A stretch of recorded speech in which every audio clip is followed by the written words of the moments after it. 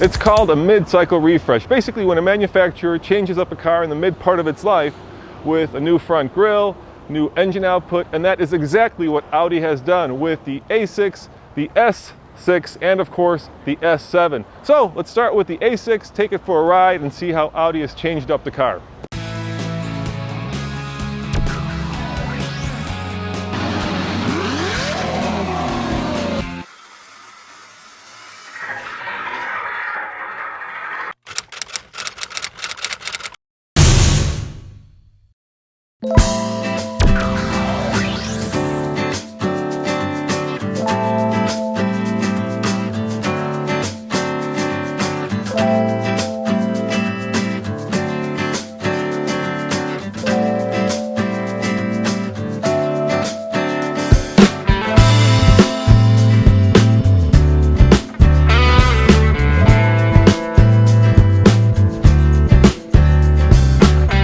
Big news is under the hood. For 2016, you get a revised direct injected turbocharged 2-liter that now puts out 252 horsepower and 273 pound-foot of torque for a combined MPG of 26.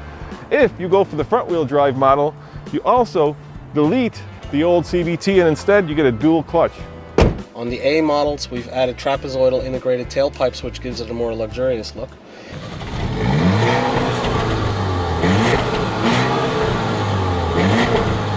This engine is the most fuel efficient in the lineup, and Audi is very proud of the fact that they've created a very fuel efficient 2-liter. Is it powerful? You know, it is powerful. Actually, surprisingly powerful. I was afraid that what we were going to get is a car that has great MPGs but not huge amounts of torque.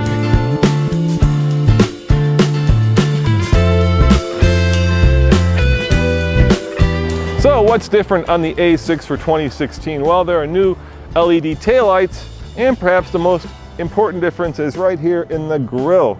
If you look, they've cleaned up these LEDs, making them a little bit more modern. There's also more chrome, and there's a little bit more angular, more mean look to the car. So the A6 for the 2016 model year is a product improvement. So we have design changes on the exterior, new LED lighting, some changes to the grille, make the car a little bit more dynamic looking, a little wider stance. We've also a little bit more, not necessarily more chrome, but just a different shape to our single frame grille, and a little bit of a wider splitter in the front. So it makes the car, just gives it a wider, more dynamic stance. For 2016, there's also dual pane glass all around, which makes for a much quieter cabin. And inside there are new, what Audi calls design selections. In essence, this wood comes in different colors. Audi has always been class leading when it came to interior design, and that has not changed in the 2016 A6.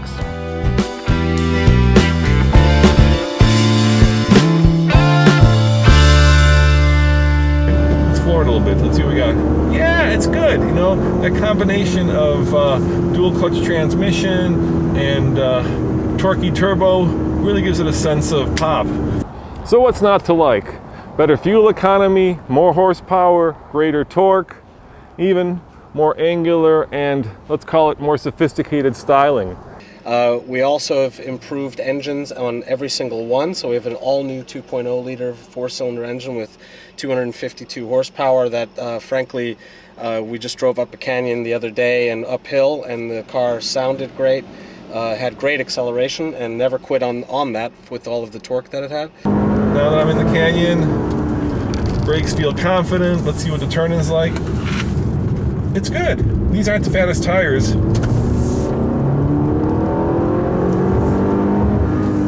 One of the things that Audi does not do is enhance engine notes. So what you're hearing is actually the engine. They do noise cancellation. Basically, they change the engine note so that it's not harsh by canceling some of the more harsh sine waves, but they don't change it in terms of actually piping in the sound of the engine. So what you're hearing is the car, which is cool. Respect, Audi. Yeah, it really is very tossable. And there's always a compromise between harshness and tossability, right? So if you really want to place the car within a millimeter of where it should be, then you need stiffer suspension, you need wider tires. If you want a car that's comfortable in the Long haul, you need the exact opposite. And this car seems like a good compromise of that. Yeah, I like it. Overall, Audi has tightened up the package, but we'll have to wait till we get it to Colorado for a complete review, because spending a few minutes with the car is not fair to you and it's not fair to Audi. As always, this is Roman reporting for the Fast Lane Car. Check out tflcar.com for more news, views, and of course, real world reviews. And remember, subscribe for a new car video every day. Ciao.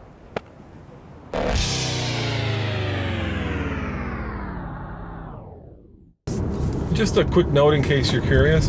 I have driven both this and the S6, and this is a lot more compliant. It's a lot is a relative term. Let's say out of a scale of 1 to 10, it's 5 degrees softer. So the suspension does a better job of soaking up the bumps.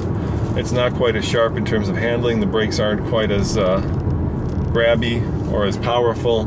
But for a car that is basically designed to be a luxurious 4-door family sedan, it can be very sporty when you decide to light up the afterburners. And by afterburners, I mean turbo. Yeah, it's good. It's tossable.